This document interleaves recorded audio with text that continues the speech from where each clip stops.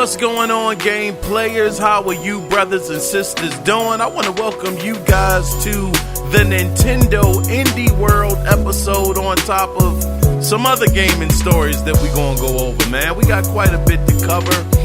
Unfortunately, this week there was no listener feedback, but it's okay because it worked out.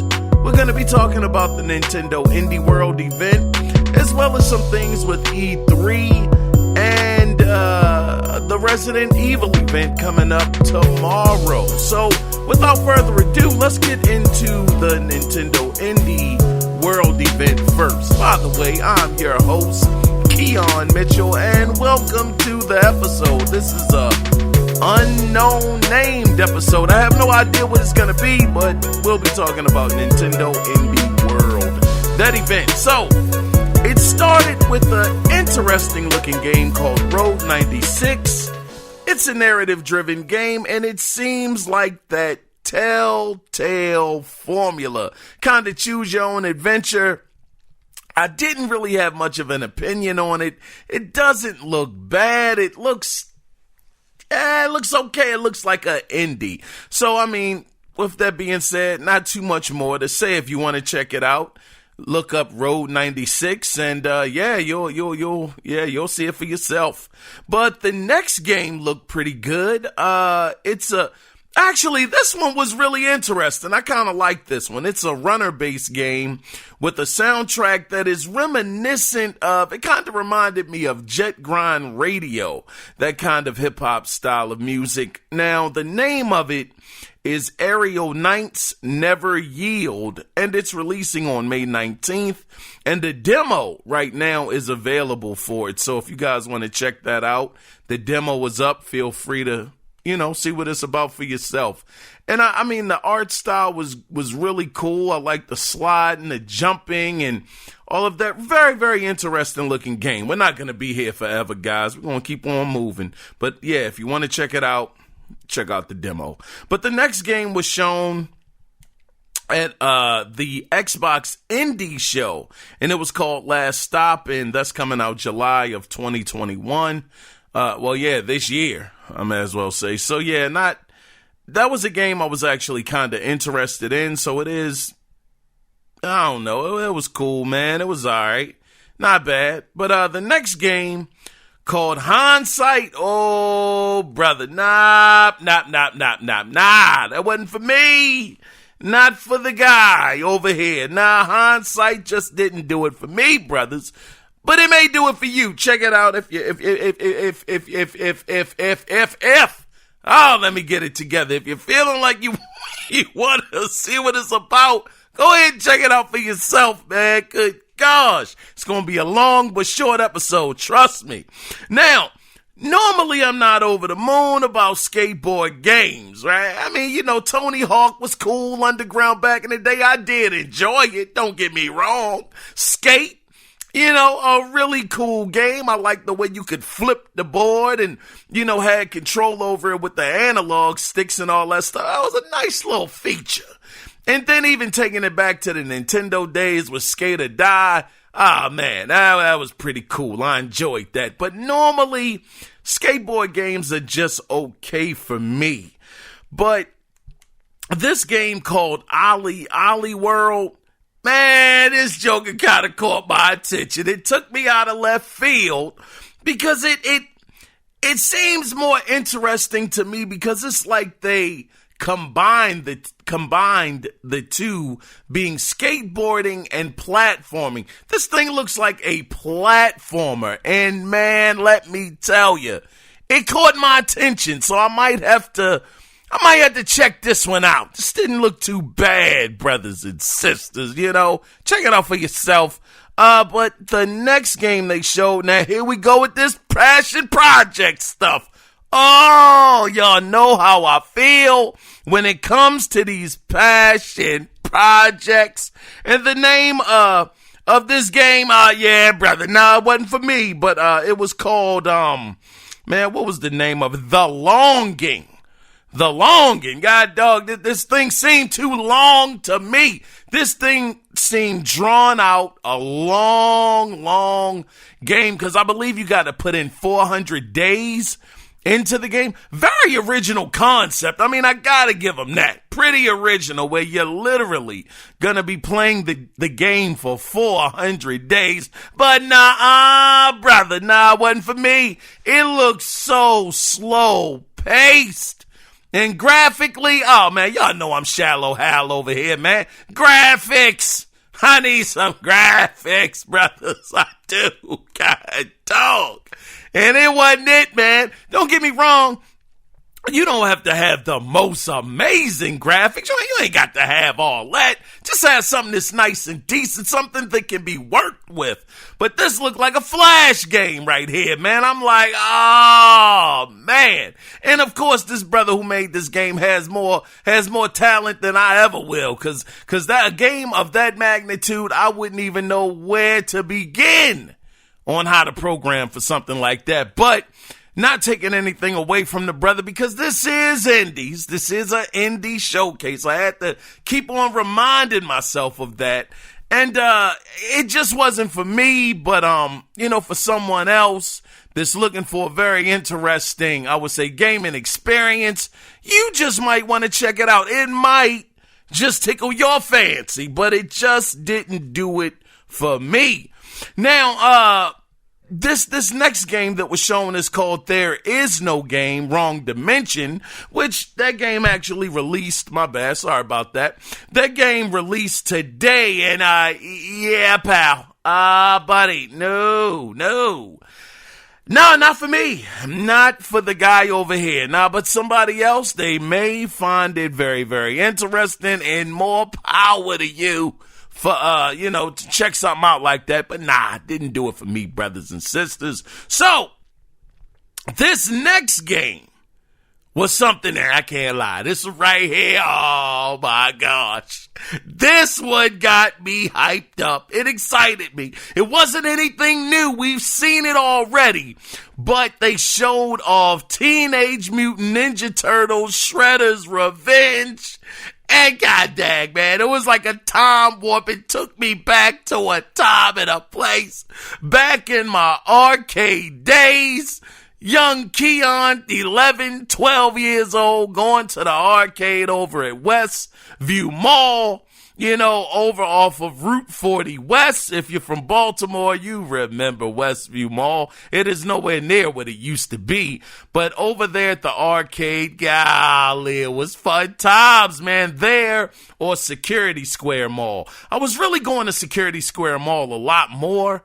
So, yeah, I would say Security Square Mall, man, it was like a flashback, man, thinking about those Teenage Mutant Ninja Turtle games in the arcade. So this one, I'm really hyped up for. I'm excited, man. Can't wait to get my hands on this one. And the great thing about it is they said that it's coming out later this year. So I'm hyped up, man. I'm pretty pumped up. Really, really good showing on that one. So after that, they showed off a game called Christ Tales. I think I said that right now. It ain't spelled like Jesus Christ. It's spelled Christ, man. I don't want to get it mixed up here. Christ Tales, though. Yeah, I want y'all to think, oh man, they got a game about Jesus. That wasn't the intent, man. But, they showed this off, and even though it's not for me, it looked pretty okay. It didn't look bad. It's coming out July 20th. I believe it's an RPG type game. They talk about one of the cool mechanics of the game is you can actually speed up time or slow down time and make the enemies turn into kids again. I'm like, yeah, I hear you, but, oh man, I can't feel you. I hear you, but I can't feel you. God dog. So, after that, the next game was shown. Now, this really took me by surprise. This one right here, this was interesting to me. Because, man, look, listen, man, this game really looks good. And almost to a certain degree, art-wise, it reminded me, just think of Okami. How Okami had that water paint kind of color to the palette of the graphics of the game, this game reminded me of that. Now, the name of this game is called Getsu Fumaden. Yeah, Getsu Fumaden. And it's actually a Konami game. And this was, now, this really blew me away. Because now, I can't take credit for this. I wish I could, but I can't take the credit. I found out this game was made back in the 80s from Konami, back in the 1980s. So they bypassed Metal Gear, they bypassed Castlevania, and said, we gonna take something way in the archives. For all that's worth, they should have went on and went back to Life Force. Any of y'all remember Life Force back in the day? You could do the Contra code on that game too, the up, down, down. Y'all know the legendary code. But yeah, Life Force was dope. But nah, they took it to a whole nother situation with this Getsu Fumaden. And I would tell you, man, good grief, this game looks like it could be something. This looks like it could be something great. I would recommend you guys go ahead and just type that in. It's spelled GETSUFUMADEN. Getsu Fumaden. Yeah, that joke is nice, man. Oh, Dying Moon. Don't forget that. Getsu Fumaden Dying Moon. And unfortunately, this one isn't going to come out till next year. But I am interested in it. And it makes me wonder. We know that Konami is supposed to be at E3. Is this where they're going to keep on previewing this game and giving people hands-on? And well, we're going to talk about that in a little bit. And trust me, when I talk about E3 news, it ain't a whole ton, ain't a whole bunch we going to discuss, but it's a few things, a little bit. But so after that was shown, next up was a game called Aztec Forgotten Gods, which looks like an action-adventure game. And it looks okay, but it's not for me. Not for me. Not too bad. But the release is fall of 2021 if you are interested. So the next game called Skull the Hero Slayer, that looked okay too. I thought it was an action platformer, but they said it's supposed to be like a RPG type of game, and it's coming out in the summertime, and I'm gonna pass on it. I got to pass. Put my foot on the gas and pass on it. So, at the end of it, now this is pretty much the end of the show, but they did show a montage of indies, including Art of Rally, which, that looks cool. Didn't look bad, and I think that was also another game that was shown at Xbox's indie show. But they showed a game off called Kiwi, which, man, I don't even know what to think about that game. It looked like Kiwi Bird or whatever. They jumping around and stuff. Hey, man, I have no clue. But after that, they showed this game called Labyrinth City, Pierre the Maze Detective. Now, this actually looked pretty interesting. It almost reminded me of one of those things back in the day, the Finding Waldo or Find Waldo type of deals where, the art style was different. It kind of reminded me of a Cheers, of the Cheers pictures that they were showing at the beginning of the show. Like it was like a older time period. I can't explain it, but it was interesting. Check it out for yourself. Labyrinth City, Pierre the Maze Detective. This joker going through mazes, being doggone doing crime solving and stuff. I don't know if that's really what he doing, but if he a detective, then yeah, he gotta be detective in something. Yeah, they ain't even make no sense. But let's go ahead and move on. So, let me see, what else did they show here? Yeah, they showed off this thing called Weaving Tides. Man, once again, some birds looked like they was weaving some lines on a quilt or something like that. Nah, brother, I can't do it. But another surprise out of left field was the House of the Dead remake, which I gotta say, it looked like House of the Dead. But the thing that I'm more interested in is Nintendo gonna make some light guns with this one? After all, we all know that Nintendo were the kings of these accessories back in the day, especially with the Zapper. The Zapper gun was something incredible. playing Duck Hunt. Oh man, it was a great time. So now I don't know if they're gonna do that, make a gun specifically for this remake of the House of the Dead, or they may go another route and possibly have it so you can get a gun or a controller that's in the shape of the gun, and you put your controller inside of the gun and you can actually, kind of make it move around with the cursor on the screen that way, because the technology does exist. And it'd be dope to give you that kind of arcade feel.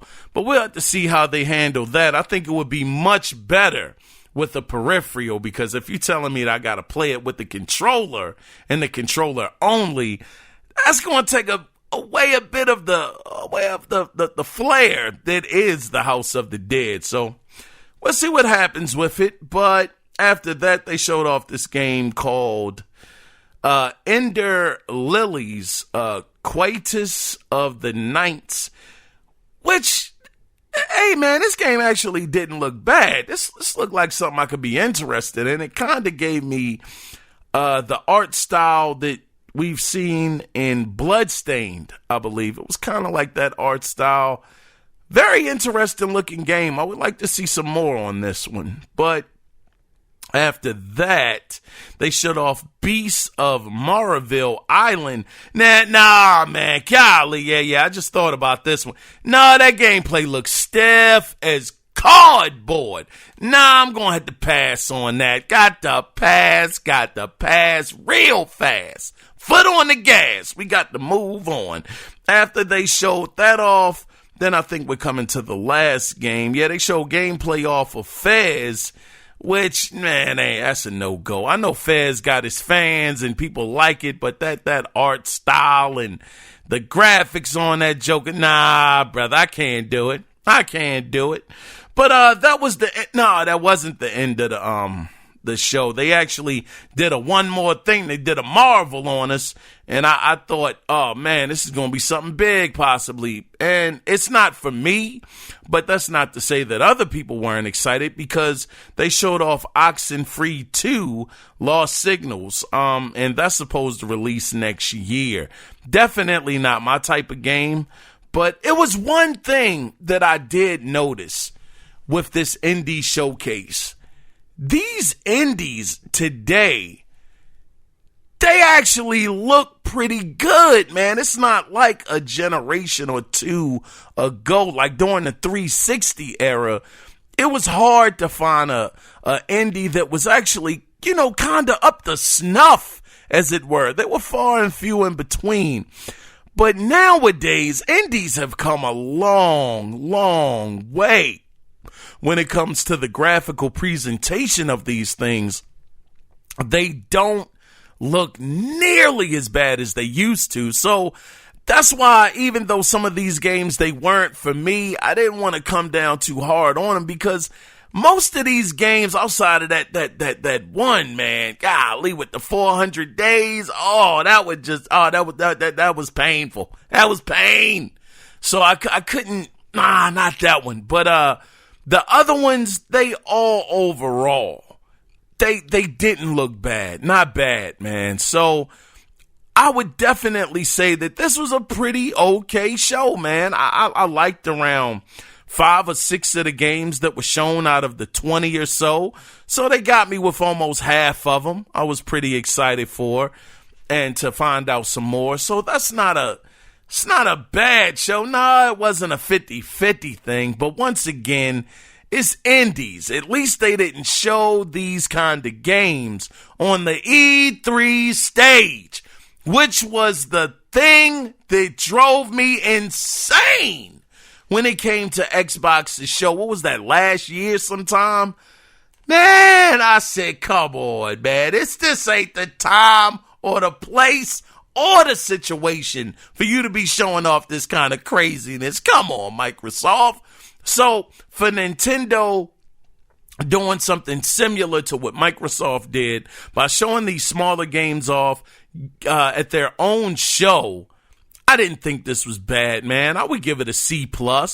Not a bad showing at all. A couple of games that really shocked me. Some games that I'm like, yeah, I'm looking forward to that. So and then others, nah, it's a no-go. It's a no-fly for me.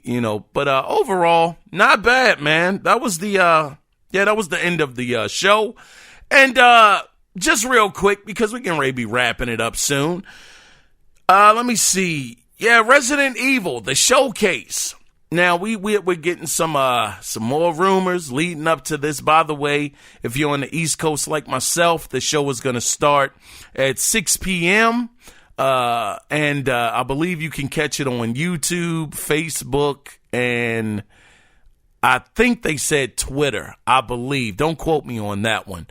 But, yeah, so some of the rumors coming out about the Resident Evil show is that they're going to have demos available for the Xbox as well during this show. It's going to be a demo that's going to feature a lot of combat, really getting you in there, fighting against some enemies. And it's supposed to be on the Xbox, this demo that's coming out. So we'll see if that's true or not. Who knows? But they're also saying that it should be remakes. It's some remakes of the first Resident Evil, the second Resident Evil, and the third Resident Evil that could possibly show up there. That's the rumor. Of course, take all of this with a mustard seed of truth. We'll find out in a couple of hours, because as I'm recording this, it's 10 o'clock at night. God dog. Yeah, I got to get this up. But we'll see what happens. I'm very, very excited to see some more gameplay on Resident Evil Village or Resident Evil 8. You guys know I've been up and down with that game. It's like 1 minute I'm excited for it. Then the next showing I'm like, man, it's not it. Then the next showing I'm like, wow, it might be something. So, I mean, I'm really, really hoping that they have a demo up. That way I can play the demo, get some hands-on time with it for myself. Because now that's the thing. Now, I don't know. Y'all still know I can't find a Series X or a PS5. I can't find one. So I don't know if these demos are going to be for the last generation consoles. I think I saw somewhere where it would be available for the PS4. If that's the case, I'll just, play it on there. But we'll have to see. And maybe it'll definitely impress me. It'll be something that I'm interested in, make me a fan, and I'll be picking it up on day one. But that's to be seen, brothers and sisters. But yeah, those are the rumors going around. Who knows if any of them are true as far as like the remakes of Resident Evil 1 through 3 being made. I would think more people would want. I would love a first, the Resident Evil, the first one, to get remade. I also would want a Code Name Veronica remake. I would love to see something like that. And also, hold on, man. I got to be off my rocker. What am I talking about? Resident Evil 2 and 3 already been remade. What am I saying? What the world? Oh, man. Hold on, man. Am I losing it all? Golly. Resident Evil 2 just came out like 2 years ago. I don't know what that rumor was about, man. And Resident Evil 3, that was Nemesis, right? So they already remade. Woo! Pardon me. Golly, sleep is starting to come over me, brothers and sisters. Oh, man. Yeah, I botched that whole thing. Golly. Now, maybe it's a... I can't even save it. I can't save this one. I don't know. Maybe a Resident Evil 4 remake could be being made, because that's what I was getting to. I was saying I thought more people would be interested in a Resident Evil 4 remake than Resident Evil 3. And 2 was dope, but I would love to see a first Resident Evil remake. I thought that and Code Veronica would have been 2 that would have been big. But man, I'm rambling. I can't save this, man. This thing that flew off a cliff. Anyway, the last thing I wanted to talk about right before we wrap this travesty of a episode up. Oh man, they were talking about E3. Now, E3, they were saying that IGN is going to be actually hosting E3 this year. Let me see if I can find the doggone clip here, man, because y'all know my memory is just horrible. But let's see if I can find it real quick, and I'm stalling for time. Let me see, where is it? Where did I find it? Or can I find it? Who the world knows? It was around here somewhere. And I'm still scrolling. There it is. Okay. Yeah, E3 2021 will be part of IGN's Summer of Gaming 2021. So they're saying, and this is actually straight from IGN. It says IGN Summer of Gaming is returning this year, and E3 2021 will be a part of the event. Just like last year, our summertime event will include exclusives, trailers, gameplay demos, and developer interviews. But unlike last year, we're partnering with E3 to bring the world's most famous games event into our lineup. That means from Saturday, June 12th to Tuesday, June 15th, you'll be able to check out the first ever all digital E3 right on IGN. So the interesting thing about this is, well, you know what? Let me finish up. They say E3 will be free in 2021 and feature announcements and showcases from Nintendo, Xbox, Capcom, Konami, Ubisoft, Take-Two Interactive. Again, I'm very excited about them. Warner Brothers. Hopefully we see Gotham Knights with that game. Yeah, Warner Brothers games, Koch Media organizer. The ESA promises that E3 2021 will include major publisher showcases, press conferences, thrilling reveals, extended live streams, and special guest appearances available free online for all attendees. So yeah, one of the things that I was trying to get at before I wanted to finish reading this was E3 has never been this short. Here it is, the 12th to the 15th. That's literally 3 days. And I understand that E3 is not in the physical this year. It's all digital. And 3 days makes sense. I ain't gonna lie. I'm just happy that E3 is happening. I'm happy that they got a lot of other companies that are gonna be there showing off things. They're gonna have the showcases as usual. But it's so interesting that it's gonna start on a Saturday and it's gonna be over by Tuesday. Am I right on that? I just read that, right? So yeah, that's wow. That time is gonna fly. So I'll be interested to know who's going to go first. Is Microsoft going to go first? Is Nintendo going to go first? Who has Saturday? And we know that Microsoft, towards the end of Sony attending E3, we saw that Microsoft, they were going first. And I believe that was on Sunday. Or Monday, I forgot. It was like some offshoot day they were going. Maybe they always went Monday, and maybe it was EA and Bethesda that were going on those odd days. But this starting on Saturday, very interested who's going to go first and what we're going to see leading up to Tuesday. So very, very interesting news. It's great to see that IGN, they're partnering up with E3. And I guess maybe that's a bit of a response to what Jeff Keighley is doing on his own, which, man, brother, you got to fix that, man. You got to fix that event. Because, good gosh, what was it called? Summer Fest or something like that? Games Fest? Whatever it is. Jeff, I believe in you, brother. Please fix it. But anyway, yeah, that's going to do it for this episode. This was definitely... Oh, man, I don't know how y'all going to take this one. I don't know if it was a good episode or bad, because I just really threw this one together at the last minute. I definitely wanted to put something up.